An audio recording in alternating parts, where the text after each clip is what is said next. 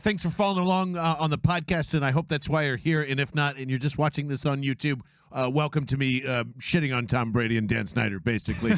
I'm John Barchett. That is Vince Quinn. Hello, everybody. This is Bell and the Birdmen. Let's get right into it. This is interesting because you brought this up, and I didn't even see it. Dan Snyder came back from the boat, came off of it, didn't take the subpoena, did an 11-hour hush-hush. No one knows what's going on. Yep.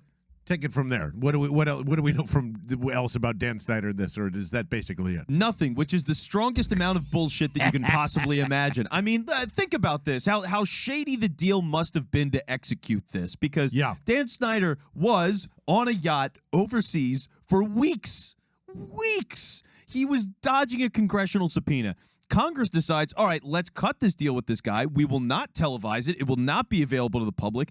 11 hours of questions, man. 11 hours of questions. Like, that's insane, the amount of research that they were putting into this and the depths that they were going to. We haven't heard anything about it, so I don't know. And when did this happen? This happened on Thursday last week. Which now nobody's going to think about, talk about. Everybody's going to bury it unless something miraculously leaks from that now. I can't imagine. Adam Schefter, where are you? Oh yeah, it's Schefter. He's the last guy. He's literally the last guy. I mean, because he got in all that trouble for the Bruce Allen emails of like, hey, Bruce, Mr. Allen, let me know what you need, boss. So he did all that, and then everybody's like, fuck you, Schefter. So yeah, he's not going to break it. The only thing I could think of is Dan Snyder has been thinking about another stadium, getting rid of FedEx Field, which is a terrible stadium that he's ruined, and it's empty because of him. Yeah. If they wanted to have... Which we're gladly going to go and disrupt and say goodbye to on September 25th when we take 1,000 Eagles fans, thanks to Philly Sports Trips. Come along with us. It'll be fun. Yeah, it's going to be complete chaos, and we will be the only team with fans in the building. Yes. So, yeah, come on down to Washington. But, like, if they're maybe when they're going for a new stadium, some congressman that was in there like leaked some shit. But for now, nothing's coming out, and there's no NFL reporter that's going to have interest in making something come out. And that's the shitty thing, because the Deshaun Watson news comes out.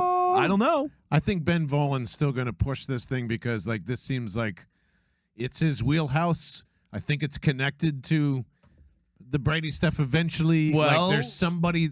Or maybe this is what's the dude's name that always is on Brady's tail and wrote a book about him?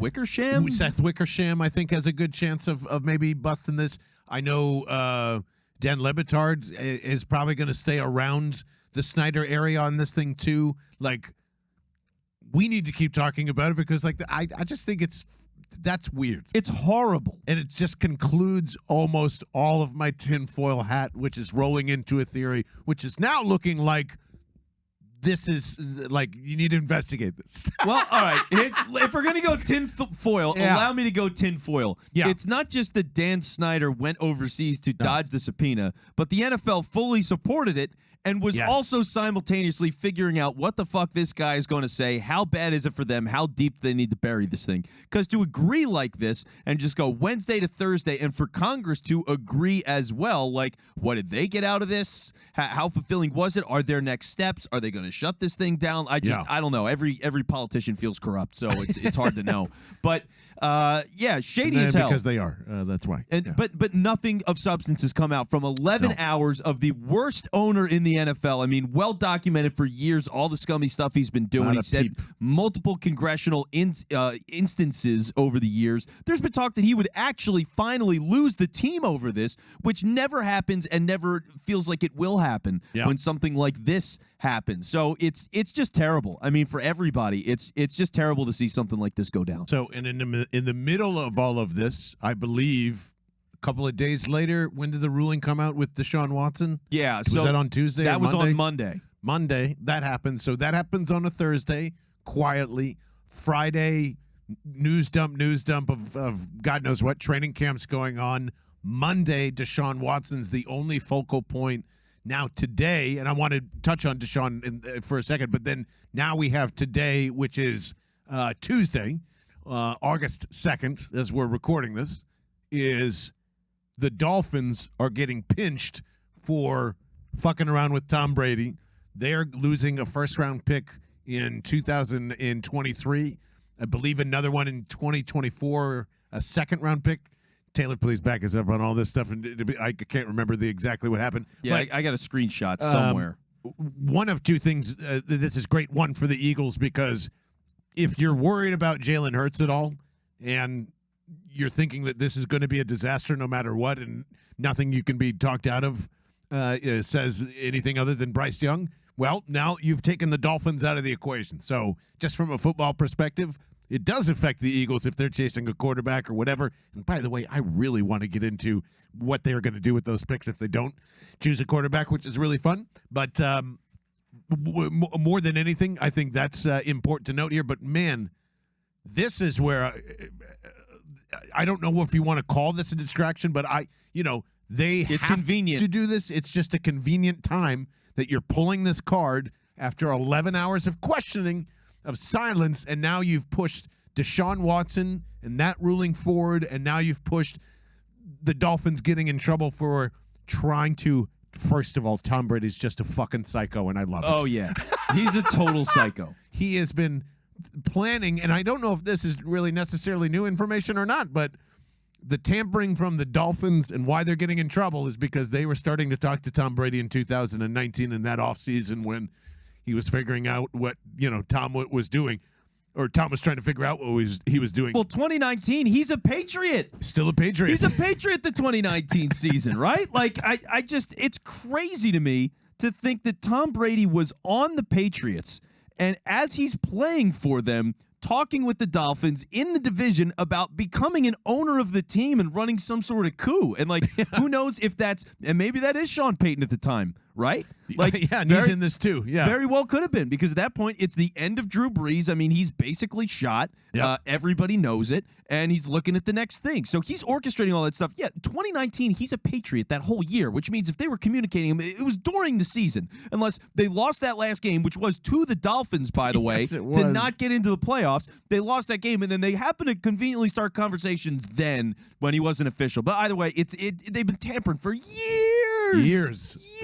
He was dying for this, and Brian Flores blew all of it up. I mean, crazy. And that was still going into this offseason. This son of a bitch retired. Does anybody remember that? Tom Brady retired this year. And then he goes, whoops, nope, I'm coming back. Nope. He was still going to go ahead and do it anyway. They didn't give a shit.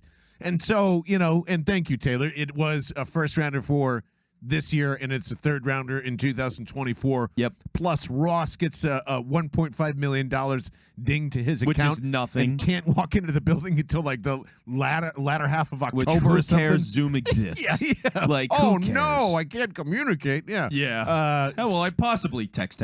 So that is the lightest sentence for an executive and to go and try and tamper to get one of the greatest quarterbacks of played of all time, who is seething at the mouth to kill Bill Belichick. And by the way, Bill Belichick, this was, again, a theory when it happened, but now we can totally pretty much confirm this. Bill Belichick knew exactly what he was doing when he accidentally texted Brian Flores, congratulations on the Giants job. Oops, I meant Brian Dable. I'm so sorry. Bullshit. He knew he was going to Miami the moment he retired. He sniffed it out. He called it, and he played his card. He goes, nope, I am not having Tom Brady facing me while I have Mac Jones, and I need time. Nope. Bill Belichick blew this up. No doubt he blew this up, right? Masterstroke. And people say he's not one of the greatest coaches ever. Get the fuck out of here. 5D chess. There you go. Next level orchestration. And you also think, too, how ugly was this relationship between those two guys in 2019? Really bad. It must have been awful. I mean, they went through a whole season together, and Brady's literally going, so I'm texting the Dolphins and I'm trying to own the team, and I want to get the fuck out of here, and I want to do it to crush you. Because why Miami? I mean, it's not like he's from there. He's from California. He wanted to be a San Francisco 49er so bad. That was a theory. He wanted to go out there because that's his hometown, and Joe Montana was probably like, fuck you, Joe Montana, I'm the greatest 49ers quarterback. He'd probably leak that story. He probably had no intention of going to the 49ers. Maybe not. Like, yeah, let's put that out there. And going after Jimmy G, who was over there, like, it's just the spite levels of Tom Brady are ridiculous. So for him to think that, yeah, I'm going to go to Miami, I'm going to own a piece of the team, and it was multiple years in the making, and that all gets blown up by the Brian Flores whole lawsuit, just holy shit. Holy shit. Because you need, like, he needed an out somewhere. You have to go to the NFC. So what if it was literally, like, this is why I believe Tom Brady's an extra step psycho beyond Michael Jordan in terms of mentally. Like, in terms of spite and hate. Like, I've never seen anything like this. What if he did want to go to San Francisco first in the NFC team, win a Super Bowl with San Francisco, retire, then go to the Dolphins? Doesn't that make sense? And fuck you, Jimmy. I'm going to take your job here, too. You're never, ever going to get out of my sight ever again. Bill Belichick chose you, and I fucking hate. I can see that playing out like this. So it's taken, like, I'm telling you, man, this is just the beginning. This is just the beginning, because Tom is in some deep shit again, and I don't know if he can get out this time. Like, something's coming here. If this is part of between this and, did you guys see the horrendous? I have problems with raising my kids because my bank account's too fucking full. I did see that. Like, how many bears can you poke, man? How many? I think this is really going to be a testament. And between Dan Snyder and just shut up, and between this whole thing with the Dolphins, like, I do think whatever's underneath this could absolutely ruin the NFL, and that's why we're never going to hear about it. Well, yeah, which is why, for example, because all the stuff with the tampering was addressed. The NFL, I don't know if you noticed this, they walked away from all of the allegations for tanking. What Roger Goodell said, I believe I have the exact quote here if you give me like 5 seconds, but they issued some ridiculous statement. Okay, this is Roger Goodell's statement, quote, "An owner or senior executive must understand that the weight of his or her words carry and the risk that a comment will be taken seriously and acted upon, even if the intent is not there. Even if made in jest and not intended to be taken seriously, comments suggesting the draft position is more important than winning can be misunderstood and carry with them an unnecessary potential risk to the integrity of the game." No, I'm sorry. Stephen Ross was fucking joking when he's telling Brian Flores to lose games, and they're looking at Tom Brady and trying to get him to be in as a quarterback of the team because they don't believe in any of this shit, and they're trying to go after the Patriots and win the division and beat the Bills and all those things. Like, it is so patently ridiculous to just brush that aside when it's blatant tanking and everybody knows it. And Brian Flores was so good that he fought that, won a bunch of games that nobody expected him to, turned them into a 10-win team, and got fired anyway. I mean, it's Brian Flores got so royally fucked in this situation. He is so badly. He so badly deserves to be a head coach. He will never be a head coach because of this lawsuit, and it's an absolute crime. I mean, he gets the worst of all this. The NFL's going to sweep all this under the rug now. I think you're probably right, because this is what I tweeted out this morning, and it had to do or yesterday, and it had a lot to do with, like, the Deshaun Watson thing, but, like, NFL moral compass and trying to do the right thing, it all doesn't fit. So you have said this for a long time. You got to decide, like, we're not going to stop watching, and this shit's going to keep happening. So it's really it's that dividing line. Man. It is unbelievable how much worse. Like, there's so much bad shit so much that how they view things, how we view women's value when we're having these conversations. It's absurd because we just turn it into, like, a fantasy football issue or what. It's just like, you know, like, the whole thing's so far gone. The NFL needs to, like, keep putting in the ugly to just keep the train running. That's their entire job. They're an entertainment business. And that's how this feels again. Like, it's but they have a responsibility. I'm not saying, like, well, you know. Well, it's not well. I would, if the NFL crumbles tomorrow because of whatever is underneath Dan Snyder's skeleton closet of clown show horrors, then let it burn down. Like you don't. It's okay. Well, I'm fine with that. You know, if there was more reporting of people that were independent, because now reporting has changed where it's gone from a wolf to a dog. It's a domesticated animal mostly. You know, you have all these tight relationships with the team. It's not going after them. It's not being aggressive, which is why I fucking love Jeff McClain, because Jeff McClain's a fucking wolf. He asks all this shit. He reports all these stories they don't like. The team fucking hates him because he's an honest reporter, and he includes the bad shit, and he goes and finds that. Like, if you had more people that were like that consistently going after the NFL, one, you're going to be a massive fucking success. Everybody's going to want to read your shit. Two, there's going to be a lot of stuff to cover with the whole Three, league. you might get killed. Well, and three, you might you might get killed though. Yes, yeah. But that stuff would be super compelling because it is all there, and to mix that in as this big giant of American. It's an American institution. Somebody's got to be on this. You can't be loud and have like a 3 or 4 long year investigation of whatever's going on here. But I don't know. Taylor, do you have any takes about Snyder, the Dolphins, or any of this crap, man? Because this is just, to me, this is I'm never going away from any of these stories. I feel like if somebody does dig it up, this is a parallel. It's probably something like the Epstein thing where it's like just some random Washington Post reporter. Yeah. Like because it was some random Miami Herald reporter. It's like, oh, there's all this weird stuff going on. I'm going to keep an eye on it over 4 years. And then boom, here it the is. biggest, thing that's happened in the past decade plus. Yeah. I think it's still Seth Wickersham because he knows too much about that relationship. And he's probably the one. I would bet dollars to donuts he's already miles ahead of this conversation. I hope when it comes to all the Brady stuff, especially like if he's getting in on that. Ben Volin was a guy that really broke the Brady stuff, and Lebitard gave him a lot of attention. That's why I fucking love Lebitard, because he's like, you know what I mean. I hope he's talking about this shit. I bet he is. This is his swan song. Are you kidding me? It's in Miami. It's true. It's in my. He's definitely all over this thing. Was that like Lebitard impression right there? Then I'm sorry if it was. I don't know. That's too bad. Anyway, and I'm just doing his two guts. Yeah. Hey. One thing I know is for certain between all of this, you might have agree or disagree with whatever the three of us might have said in this little moment here, but we can finally checkmark something from 2017 that's been up in the air. The Patriot way fucking sucks. You were right, Lane Johnson. 100%. The Patriot, like, if Tom Brady feels this way, what has Gronk been doing the whole time he's been a Patriot? That's my next question. I can't wait for the... He doesn't have the same rules. Gronk doesn't. No, he doesn't. When Gronk was the greatest tight end to ever live. He did not have the same rules. The only reason he's also he dumb as a stuck rock. around was because of Tom Brady, full stop. That's all. Yeah, definitely. And you're probably right. He didn't have the same rules, but he probably wanted to jack up Bill Belichick against the shower wall once or twice. Can we assume that? Crazy. I would guarantee he wanted to kill Belichick at some point or other, especially the beginning of his career when he was not proven. Yeah. And it's, Bill's going to coach the hell out of him. So, no doubt.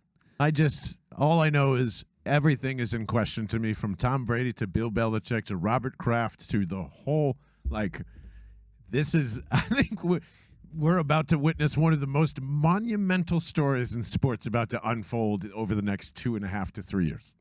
Well, and what does he do next? Change. Can I throw out a fun theory that I thought of? So, all right. Tom Brady has gone through all this nonsense. He tries to go to the Dolphins. It doesn't work. If he does it at any point in the next couple of years, I think there's a massive stink. I don't know if he can do it. But think about this. Yeah. The Jets do always suck. Bill Belichick coached the Jets for a day. He was the one-day coach of the New York Jets. Could Tom Brady, Mr. building his image out in the media all the time now, this fresh smiling face, could he buy and become a part owner of the New York Jets and try to turn them into a real franchise as a fuck you to Bill? I think it would be a real worse fuck you if he did it with the Giants, and I think that is very possible with the Tishes. If he tanked the Giants, I would love that. If he bought, could you imagine Brady becomes a part of the Giants and then he just dismantles them completely? They go 0-17 or whatever, and he's just like, "Yep, I'm out. Fuck you, Bill." He's retired. Oh man, see, this is why we got to keep unpacking this. We appreciate you coming on YouTube for a little extra off of the podcast. And if you don't know by now, all you got to do is just hit that subscribe button down below, turn the notifications on August 31st. We're giving you until then at 11:59 p.m. Eastern to enter to win a $500 Visa gift card simply by hitting subscribe. And that's us saying thank you on our birthday month here in August. So thank you, subscribe, and we will see you on Thursday for a lot of other stuff, including those pesky Giants, because I might be really wrong on Daniel Jones. Yeah, I would say. We'll see you guys soon. See ya. Bye.